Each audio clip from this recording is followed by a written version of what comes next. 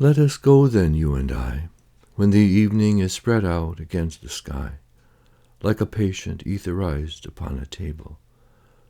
Let us go through certain half-deserted streets, the muttering retreats of restless nights in one-night cheap hotels, and sawdust restaurants with oyster shells. Streets that follow like a tedious argument of insidious intent, to lead you to an overwhelming question. Oh, do not ask, what is it? Let us go and make our visit. In the room, the women come and go, talking of Michelangelo. The yellow fog that rubs its back upon the window panes, the yellow smoke that rubs its muzzle on the window panes, licked its tongue into the corners of the evening, lingered upon the pools that stand in drains. Let fall upon its back the soot that falls from chimneys, slipped by the terrace, made a sudden leap, and seeing that it was a soft October night, curled once about the house and fell asleep. And indeed there will be time for the yellow smoke that slides along the street, rubbing its back upon the window panes. There will be time to prepare a face to meet the faces that you meet.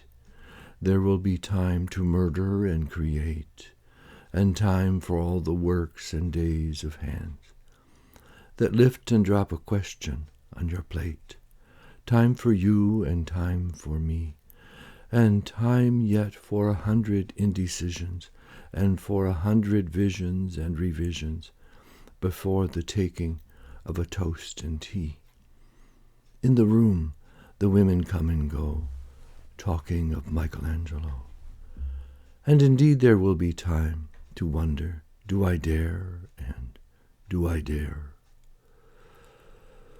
Time to turn back and descend the stair with a bald spot in the middle of my hair. They will say, how his hair is growing thin. My morning coat, my collar mounting firmly to the chin. My necktie rich and modest, but asserted by a simple pin. They will say, but how his arms and legs are thin. Do I dare disturb the universe? In a minute there is time for decisions and revisions which a minute will reverse. For I have known them all already, known them all. I have known the evenings, mornings, afternoons. I have measured out my life with coffee spoons.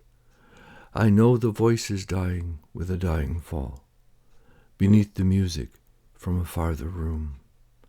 So how should I presume? And I have known the eyes already, known them all. The eyes that fix you in a formulated phrase. And when I am formulated, sprawling on a pin, when I am pinned and wriggling on the wall, then how should I begin to spit out all the butt ends of my days and ways, and how should I presume? And I have known the arms already, known them all, arms that are braceleted and white and bare, but in the lamplight downed with light brown hair. Is it perfume from a dress that makes me so digress? Arms that lie along a table, or wrap about a shawl. And should I then presume? And how should I begin? Shall I say, I have gone at dusk through narrow streets and watched the smoke that rises from the pipes of lonely men in shirt sleeves leaning out of windows? I should have been a pair of ragged claws scuttling across the floors of silent seas. And the afternoon, the evening, sleeps so peacefully, smoothed by long fingers, asleep, tired, or it malingers. Stretched on the floor here beside you and me, should I, after tea and cakes and ices, have the strength to force the moment to its crisis? But though I have wept and fasted, wept and prayed, though I have seen my head grown slightly bald, brought in upon a platter, I am no prophet, and there's no great matter.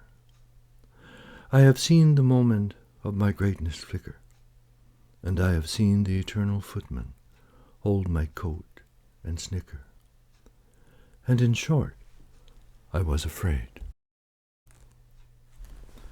And would it have been worth it after all, after the cups, the marmalade, the tea, among the porcelain, among some talk of you and me, would it have been worth while to have bitten off the matter with a smile, to have squeezed the universe into a ball, to roll it towards some overwhelming question, to say, I am Lazarus, come from the dead, come back to tell you all. I shall tell you all. If one, settling a pillow by her head, should say, that is not what I meant at all. That is not it at all. And would it have been worth it, after all? Would it have been worthwhile?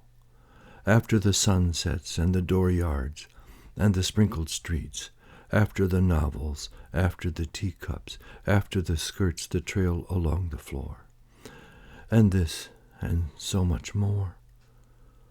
It is impossible to say just what I mean. But if a magic lantern threw the nerves and patterns on the screen, would it have been worthwhile? If one, settling a pillow or throwing off a shawl and turning toward the window, should say, that is not it at all. That is not what I meant at all. No, I am not Prince Hamlet, nor was meant to be. Am an attendant lord, one that will do, to swell a progress, start a scene or two, advise the prince, no doubt an easy tool, deferential, glad to be of use, politic, cautious, and meticulous, full of high sentence, but a bit obtuse, at times, indeed, almost ridiculous. Almost at times, the fool. I grow old, I grow old. I shall wear the bottoms of my trousers rolled. Shall I part my hair behind? Do I dare to eat a peach? I shall wear white flannel trousers and walk upon the beach. I have heard the mermaids singing, each to each. I do not think they will sing to me. I have seen them riding seaward on the waves, combing the white hair of the waves blown back, when the wind blows, the water white and black. We have lingered in the chambers of the sea, by sea-girls wreathed with seaweed red and brown, till human voices wake us and we drown.